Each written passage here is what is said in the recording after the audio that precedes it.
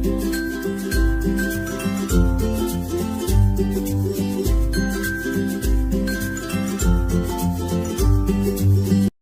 Friends, જય શ્રી કૃષ્ણ. મારા કિચનમાં તમારું સ્વાગત છે. આજે આપણે બનાવીશું ગરમીમાં શરીરને ઠંડક આપે તેવું ગુણકારી ટેટીનું શરબત. અત્યારે ઉનાળામાં ખૂબ જ પ્રમાણમાં ટેટી માર્કેટમાં જોવા મળે છે, તો તેનું આ રીતે શરબત બનાવીને પણ ઉપયોગમાં લઈ શકાય છે. ટેટીનું શરબત ટેસ્ટમાં ખૂબ જ સરસ બને છે. જો તમે વ્રત ઉપવાસમાં પણ 1 ગ્લાસ આ ટેટીનું જ્યુસ પીશો તો તમને બિલકુલ ભૂખ પણ નહીં લાગે અને ઉનાળાની ગરમીમાં તમને લૂ પણ નહીં લાગે. તેટલું હેલ્ધી અને ટેસ્ટી બને છે. તો ચલો આજની મજેદાર રેસીપી સ્ટાર્ટ કરીએ. સૌથી પહેલા ભયંકર ગરમીમાં શરીરને ઠંડક આપે તેવું ટેટીનું શરબત બનાવવા માટે મેં 2 નંગ ટેટી લીધી છે. આ રીતના ઓરેન્જ ટેટી આવે છે તે ઉપયોગમાં લઈશું, જે સ્વાદમાં વધારે મીઠી હોય છે. તો વચ્ચેથી એને આપણે કટ કરી લઈશું. હવે ટેટીની અંદરના જે બી છે તેને આપણે કાઢી લઈશું. આજે આપણે શરબત બનાવવાના છીએ ને તેમાં આપણે ટેટીના બીનો પણ ઉપયોગ કરવાના છીએ. જનરલી છે ને આપણે ટેટીના બી ફેંકી દેતા હોઈએ છીએ, પણ ખૂબ જ ન્યુટ્રિશન ધરાવતા આ બીજ ફેંકવાને બદલે તેનો શરબત બનાવવામાં ઉપયોગ લઈશું. બીજને અલગ કાઢીને પછી બાઉલ પર ગરણો રાખીને તેમાં બીજ ગાળી લઈશું, એટલે જે એક્સ્ટ્રા રસ છે તે ગળાઈને બાઉલમાં જતો રહેશે. સ્પેચ્યુલાથી આ રીતના પ્રેસ કરીશું, એટલે બીમાં જે ગર હોય તે પણ ગળાઈને નીચે આવી જાય. હવે ટેટીનો ગર કાઢવા માટે આપણે ચમચીનો ઉપયોગ કરીશું. આ રીતના ચમચીથી બધો જ ગર આવી જશે.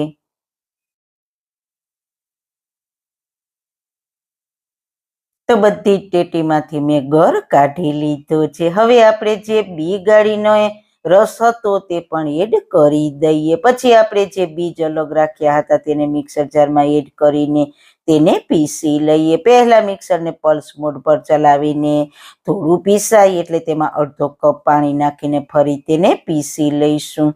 પછી જે પીસેલું પાણી છે તેને ટેટીના ગરમાં ગાળી લઈએ, એટલે ટેટીના બીનો અંદરનો જે ભાગ છે તેને તમે આ રીતના પીસીને ઉપયોગમાં લઈ શકો. તમે પીસશો એટલે છોતરા અલગ થઈ જશે પાણીના લીધે અને બીના અંદરનો જે ભાગ છે તે નીકળી જશે. હવે ફરી મિક્સર જારમાં ટેટીની સાથે તેને પીસી લઈએ. તો ટેટી વધારે હોવાથી બાકીનું તેને ફરી પીસી લઈશું. આને આપણે ગાળવાની કોઈ જ જરૂર નહીં પડે. બાકીની ટેટીને પણ પીસી લીધી છે. સરસ સ્મૂથ મિશ્રણ તૈયાર થઈ ગયું છે. તો હવે તેને ઠંડી થવા માટે ફ્રીજમાં રાખી દઈએ. હવે પેનમાં 1.5 કપ પાણી ગરમ મૂકીશું. પાણી ગરમ થાય એટલે તેમાં 1/4 કપ સાબુદાણા લેવાના છે. તો મેં એકદમ ઝીણા સાબુદાણા આવે છે તે લીધા છે, જે ઇન્દોરી સાબુદાણા તરીકે ઓળખવામાં આવે છે તે મેં લીધા છે. જો તમારી પાસે આવા ઝીણા સાબુદાણા ના હોય તો તમે મોટા સાબુદાણા આવે છે તે પણ લઈ શકો છો. જો મોટા સાબુદાણા લ્યો તો તેને થોડી વાર પાણીમાં પલાળીને પછી જ ઉપયોગમાં લેવાના. આ નાના છે એટલે તેને પલાળવાની જરૂર નથી. ગેસની સ્લો ફ્લેમ પર લગભગ 6 થી 7 મિનિટ ઉકાળીશું, એટલે તે આ રીતના ટ્રાન્સપરન્ટ થઈ જશે. આવા ટ્રાન્સપરન્ટ થાય એટલે તેને કાઢી લેવાના છે. આ જે સાબુદાણા છે તે આપણા શરબતને એક થિકનેસ આપશે અને ટેસ્ટ પણ સારો આપશે. આ શરબતને તમે વ્રત કે ઉપવાસમાં પણ પી શકશો. ટેસ્ટીની સાથે હેલ્ધી પણ બનશે. હવે ગેસની ફ્લેમ બંધ કરીને તેને તરત જ ગરણાથી ગાળી લઈએ, એટલે સાબુદાણામાં રહેલો સ્ટાર્ચનો ભાગ છે તે નીકળી જાય અને પછી તરત જ થોડું પાણી નાખીશું, એટલે કુકિંગ પ્રોસેસ બંધ થઈ જાય અને વધારાની ચીકાશ હોય તે નીકળી જાય. જો તમારે વધારે સાબુદાણા નાખવા હોય તો વધારે પણ લઈ શકો છો. હવે સાબુદાણાને બાઉલમાં લઈ લઈએ. હવે એક બાઉલમાં 1/2 કપ ઠંડુ દૂધ લઈશું. તેમાં 3 ટીસ્પૂન કસ્ટર્ડ પાવડર લીધો છે. તેને દૂધમાં એડ કરીને સારી રીતના લમ્સ ના રહે તે રીતે મિક્સ કરી લઈએ. હવે કઢાઈમાં 2 કપ દૂધ ગરમ મૂકીશું. તમે કોઈ પણ ફેટનું દૂધ લઈ શકો છો. કોઈ ફૂલ ફેટ દૂધ લેવાની જરૂર નથી. સાથે 2 થી 3 ટેબલસ્પૂન ખાંડ એડ કરીને મિક્સ કરી લઈએ. આપણે દૂધના ભાગની જ ખાંડ લેવાની છે. ટેટી ઓલરેડી મીઠી જ હોય છે. જો કદાચ તમારી ટેટી થોડી મોરી નીકળે તો ખાંડને વધારે નાખવાની. ખાંડ તમે તમારા ટેસ્ટ પ્રમાણે પ્લસ માઇનસ કરી શકો છો. દૂધ ઉકળે એટલે આપણે જે કસ્ટર્ડ પાવડર મિક્સ કરીને તૈયાર કર્યો છે તે એડ કરી દઈએ દૂધમાં. હવે ફરી દૂધને 2 થી 3 મિનિટ ઉકાળીશું એટલે કસ્ટર્ડ પાવડર છે તે દૂધમાં મિક્સ થઈને પાકી જાય, કાચો ના રહે. અને સતત હલાવતા રહીશું એટલે દૂધ તળિયે ના ચીપકે. 3 થી 4 મિનિટ મેં ઉકાળ્યું છે. તમે જોઈ શકો છો દૂધ ઘટ પણ થઈ ગયું છે પહેલા કરતા, પણ હવે વધારે આને ઘટ નથી કરવાનું. તો ગેસની ફ્લેમ બંધ કરીને તેને સતત હલાવતા રહીશું. જો તમે દૂધને ગેસની ફ્લેમ બંધ કરીને આમ જ મૂકી દેશો ને તો ઉપર મલાઈ જામી જશે. એટલે તેને આ રીતના હલાવતા રહેવાનું છે. એટલે દૂધ ઠંડુ પણ થઈ જાય અને ઉપર મલાઈ પણ ના જામે. પંખા નીચે રાખીશું એટલે 5 થી 6 મિનિટમાં સરસ ઠંડુ થઈ જશે. તો બસ આપણું દૂધ છે તે રૂમ ટેમ્પરેચર પર આવી ગયું છે. તો હવે આપણે ટેટીનો પલ્પ તૈયાર કર્યો છે તે દૂધમાં એડ કરી દઈએ, જે મેં ફ્રીજમાં મૂકીને ઠંડો કરી લીધો છે. આને તમે મિલ્ક શેક કે ફાલુદા કે શરબત પણ કહી શકો. પણ આપણે શરબત બનાવીએ એ તેના કરતાં આની થિકનેસ ઘટ હોય છે. એટલે તમને આની અંદરથી ફાલુદા જેવો પણ ટેસ્ટ મળે છે. અથવા બહાર મિલ્ક શેક પીવો છો તેના જેવો પણ ટેસ્ટ આવે છે. તમે એકવાર બનાવજો, બજારના મોંઘા મિલ્કશેક ને ફાલુદા પણ ભૂલી જશો.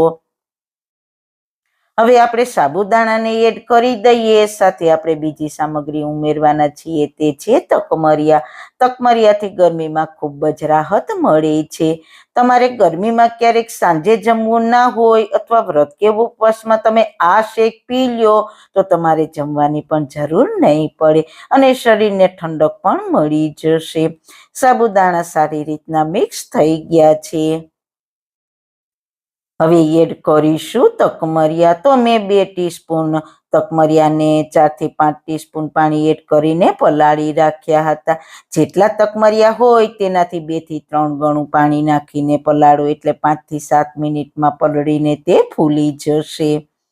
હવે આમાં આપણે કોઈ જ ફ્લેવર એડ કરવાની જરૂર નથી, કારણ કે કસ્ટર્ડ પાવડરમાં વેનીલાની ફ્લેવર છે.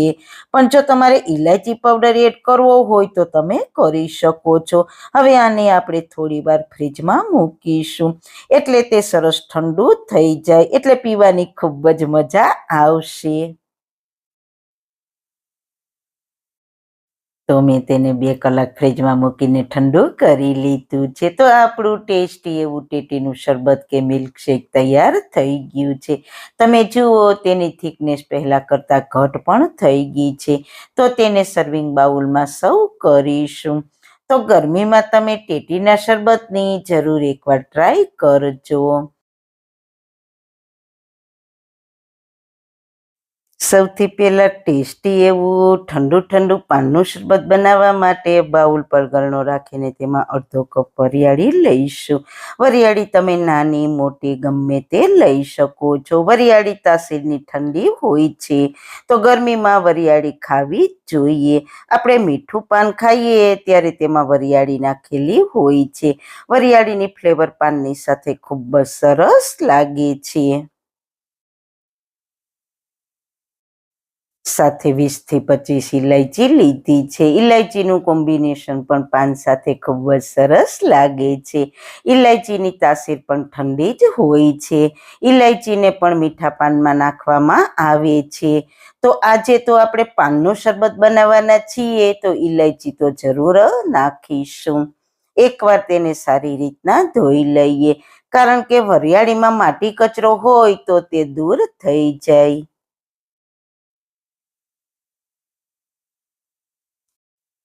ધોઈને તેને બાઉલમાં ટ્રાન્સફર કરી લઈએ. પછી તેમાં 1 કપ પાણી એડ કરીશું. અડધા કપ વરિયાળીની સામે 1 કપ પાણી લેવાનું છે, વરિયાળીથી ડબલ. આજની રેસીપીમાં પાણીના રેશિયાનું ધ્યાન ખૂબ જ રાખવાનું છે. જો તમારી પાસે મેજરિંગ કપ ના હોય તો તમારા ઘરમાં રહેલ કોઈ પણ કટોરી માપ માટે સેટ કરી લેવાની. માપ એકદમ સિમ્પલ છે. હવે ઢાંકીને તેને આખી રાત પલળવા દઈશું. જો તમારી પાસે ટાઈમ ના હોય તો 2 થી 3 કલાક પણ પલાળી શકો છો, પણ આખી રાત પલાળવાથી તે સારી રીતના પલળી જાય છે, એટલે તેનું રિઝલ્ટ સરસ આવે છે. અને હા, હવે આજની રેસીપીમાં આપણે ગુંદ કતીરાનો ઉપયોગ કરવાના છીએ. તો મેં અહીંયા 2 પ્રકારનો ગુંદ લીધો છે. આ ગુંદ કતીરા છે. આની તાસીર ઠંડી હોય છે. આને ગરમીની મોસમમાં ખાવામાં આવે છે. સાથે હું તમને બતાવીશ તે છે ગુંદ. આની તાસીર ગરમ હોય છે. આને શિયાળામાં ખાવામાં આવે છે. દેખાવમાં બંને સેમ જ લાગે છે. ગુંદ કતીરા થોડો ડલ દેખાય છે ને આ ગુંદ થોડો ચમકીલો દેખાય છે. ગુંદને આપણે પાણીમાં પલાળીએ તો તે પાણીમાં પલળીને ઓગળી જાય છે, જ્યારે ગુંદ કતીરાને પાણીમાં પલાળવાથી તે જેલી જેવા ફોર્મમાં આવી જાય છે. પણ તમે બજારમાં લેવા જાઓ તો ગુંદને મોઢામાં નાખીને જોવાનું. ગુંદ પૂરો પીગળી જાય તો સમજવું કે ગુંદ છે, અને મોઢામાં મૂકતા જ તે જેલીની જેમ થઈ જાય તો સમજવું કે તે ગુંદ કતીરા છે. ગુંદ કતીરાને ગરમીમાં ખાવાનો હોય છે, એટલે આજે આપણે ગુંદ કતીરાનો ઉપયોગ કરીશું. હવે 5 થી 6 ગુંદ કતીરાની કણી લઈશું. વધારે નથી લેવાનો, પલળીને જોજો કેટલો જાજો થઈ જશે. હવે તેમાં 3/4 કપ પાણી એડ કરીને તેને ઓવરનાઇટ પલળવા દઈશું. આ ગુંદ કતીરાને તમે આ રીતના પલાળીને કોઈ પણ શરબતમાં ઉપયોગ કરી શકો છો. તે તાસીરનો ઠંડો હોવાથી ગરમીમાં ખૂબ જ ફાયદાકારક છે. સાથે હાડકાને પણ મજબૂત બનાવે છે, તો જરૂર ખાજો. હવે આપણે લેવાના છે નાગરવેલના પાન. લગભગ મેં 15 પત્તા લીધા છે. માર્કેટમાં તમને આ પાન આસાનીથી મળી જશે, બનારસી, કલકત્તી, ગમે તે. જો તમારા ઘરની આજુબાજુમાં નાગરવેલ વાવેલી હોય તો તેના પણ પાન તમે લઈ શકો છો. મેં તે જ પાનનો ઉપયોગ કર્યો છે. પાનને પાણીથી સારી રીતના ધોઈ લઈએ, એટલે પાન ઉપર માટી કચરો હોય તો તે સાફ થઈ જાય. ધોઈને તેને પ્લેટમાં લઈ લઈએ. પાનમાં પાણીનો ભાગ રહી જાય તો કશો જ વાંધો નહીં. હવે બીજી પ્લેટમાં પાનને રફલી કટ કરી લઈએ. પાનનો મુખવાસ પણ ખૂબ જ સરસ બને છે. પાનને સમારીએ એટલે પાનમાંથી મસ્ત મજાની સુગંધ આવે છે. તો બધા જ પાનને મેં સમારીને તૈયાર કરી લીધા છે. હવે લઈશું મિક્સર જાર. તેમાં બધા સમારેલા પાનને ટ્રાન્સફર કરી લઈએ. મેં નાની જાર આવે છે તે લીધી છે, એટલે સ્મૂથ પેસ્ટ બને. આ રેસીપી માટે સ્મૂથ પેસ્ટ બનાવવાની છે. સ્મૂથ પેસ્ટ બનાવવા માટે 3 ટેબલસ્પૂન પાણી એડ કરીશું અને ઢાંકણ બંધ કરીને પીસી લઈએ. તમે જોઈ શકો છો સરસ પેસ્ટ તૈયાર થઈ ગઈ છે. સાથે આપણે અડધો કપ જેટલું ગુલકંદ લઈશું. ગુલકંદ તમે ઘરે પણ બનાવી શકો અને માર્કેટમાં પણ તમને આસાનીથી મળી જશે. આપણે મીઠું પાન ખાઈએ છીએ ત્યારે તેમાં ગુલકંદ નાખવામાં આવે છે, એટલે તેનો ટેસ્ટ ખૂબ જ સરસ આવે છે. જો તમારી પાસે ગુલકંદ નથી તો તેની જગ્યાએ તમે ફ્રેશ ગુલાબની પાંદડીનો પણ ઉપયોગ કરી શકો છો. ધ્યાન એ વાતનું રાખવાનું કે દેશી ગુલાબ લેવાના છે. માર્કેટમાં આજકાલ આર્ટિફિશિયલ ગુલાબ પણ મળે છે, તેનો ઉપયોગ બિલકુલ નથી કરવાનો. ગુલકંદની જગ્યાએ તમે ગુલાબની પાંદડી લ્યો તો એક વાતનું ખાસ ધ્યાન રાખવાનું, તે હું આગળ બતાવીશ. તો ગુલકંદને પણ તેની સાથે પીસી લઈએ. ખોલીને જોઈએ તો મસ્ત મજાની ખુશ્બુ આવે છે. સરસ મજાની પેસ્ટ બની ગઈ છે. બસ આ રીતના પેસ્ટ બનાવીને તૈયાર કરવાની છે. હવે પેસ્ટને કડાઈની અંદર ટ્રાન્સફર કરી લઈએ. તમે જે પેન કે કડાઈમાં બનાવવાના હો તે જ પેન કે કડાઈમાં ટ્રાન્સફર કરવાની. હવે આને સાઈડ પર રાખી દઈએ. ત્યાં આપણી વરિયાળી અને એલચીને આખી રાત પલાળી હતી તે સારી રીતના પલળી ગઈ છે અને ઇલાયચી પણ પલળીને ફૂલી ગઈ છે. ઇલાયચીના ફોતરા નથી કાઢવાના. ફોતરાની સાથે જ મિક્સર જારમાં ટ્રાન્સફર કરી લઈએ. જે પાણીમાં પલાળી હતી વરિયાળી તે જ પાણીની સાથે મિક્સર જારમાં એડ કરીશું, કારણ કે તે પાણીમાં વરિયાળી અને ઇલાયચીની ખૂબ જ ખુશ્બુ બેસી ગઈ હોય છે. એટલે જ મેં વરિયાળી અને ઇલાયચીને ધોઈને જ પલાળી હતી, એટલે તે પાણીનો ઉપયોગ કરી શકીએ. હવે ઢાંકણ બંધ કરીને પીસી લઈએ. તમે જુઓ, વરિયાળી સારી રીતના પીસાણી નથી. સ્મૂથ પેસ્ટ બનાવવાની હોય છે આની. વરિયાળીમાં દાણા હોય છે, એક પ્રકારના મીંજ જેવું પણ હોય છે. તેને પીસાતા થોડી વાર લાગે છે. તો તેની સ્મૂથ પેસ્ટ બનાવવા માટે આપણે 2 ટેબલ સ્પૂન પાણી એડ કરીને ફરી તેને પીસી લઈએ. એ વાતનું ખાસ ધ્યાન રાખવાનું કે પહેલા વધારે પાણી એડ નહીં કરવાનું. જો પહેલા વધારે પાણી એડ કરશો તો તે સારી રીતના નહીં પીસાય. તમે જોઈ શકો છો, ખૂબ જ સારી રીતના પીસાઈ ગઈ છે. જેટલી સ્મૂથ પેસ્ટ તૈયાર થશે તેટલી વધારે ફ્લેવર સારી રીતના આવશે. તો તેને પણ કઢાઈની અંદર ટ્રાન્સફર કરી લઈએ. ફરી મિક્સર જારમાં અડધા કપ જેટલું પાણી એડ કરીને ઢાંકણ બંધ કરીને હલાવીને તે પાણી કઢાઈમાં એડ કરી દઈએ, એટલે જરા પણ વેસ્ટ ના જાય. પાણી અડધા કપ જેટલું જ લેવાનું, વધારે નહીં લેવાનું.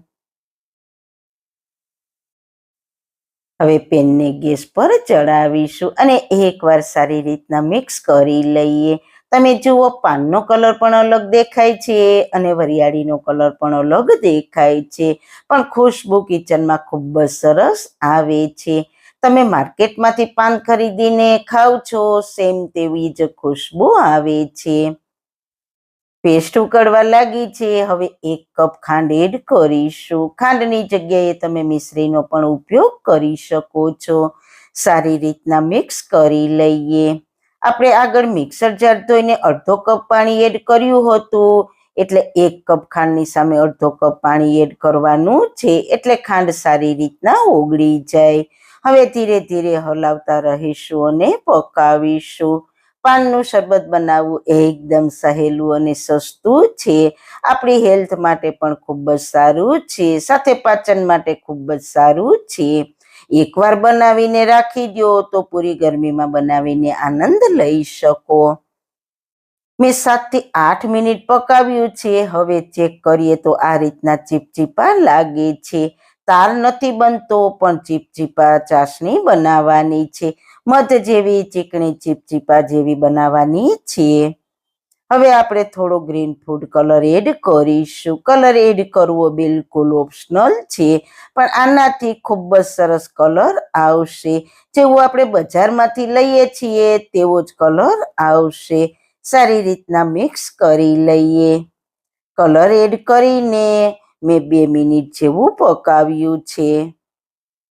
તો હવે ગેસની ફ્લેમ બંધ કરી દઈએ અને ઠંડુ થવા દઈએ. ઠંડુ થઈ ગયું છે તો તમે જુઓ, પહેલા કરતા ઘટ થઈ ગયું છે. તો તેને પહેલા આપણે ગાળી લઈએ, કારણ કે આપણે વરિયાળીના કોઈ દાણા રહી ગયા હોય તો તે અલગ થઈ જાય, એટલે શરબત પીતા સમય મોઢામાં ના આવે. તો તેના માટે બાઉલ પર ગરણો રાખીને તેને ગાળી લઈએ.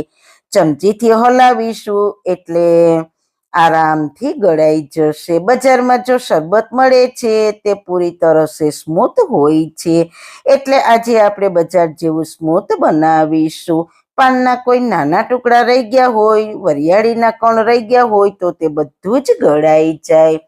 અને હવે આ જે બચ્યું છે તેને ફેંકી ના દેતા, તેને ફરી મિક્સર જારમાં પીસીને ઇન્સ્ટન્ટ શરબત બનાવી શકાય.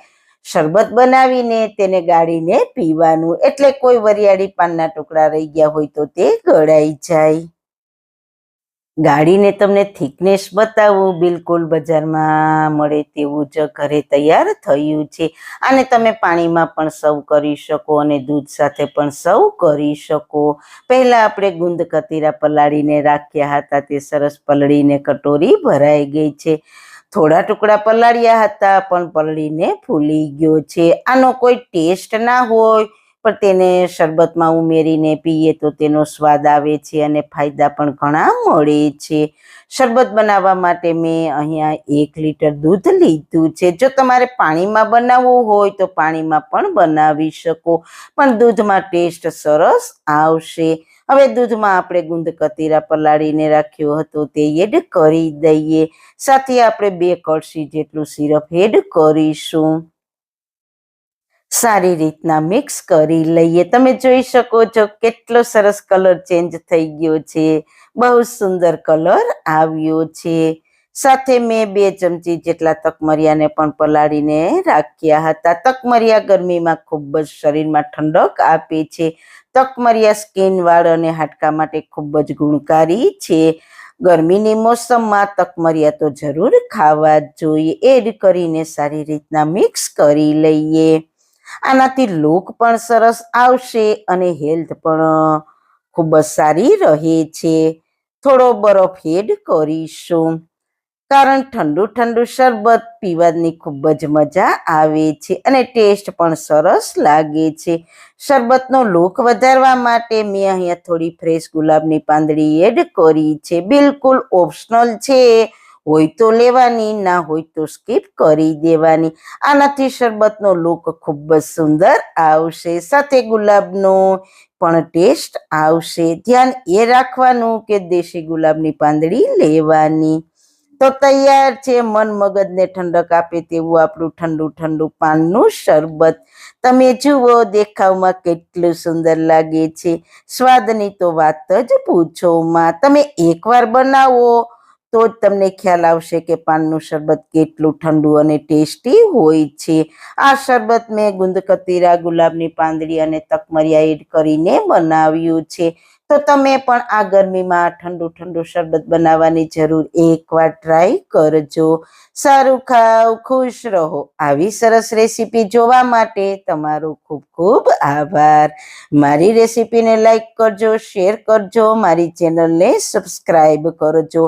ફરી મળીશું એક નવી જ રેસીપી સાથે. ત્યાં સુધી બધાને મારા જય શ્રી કૃષ્ણ.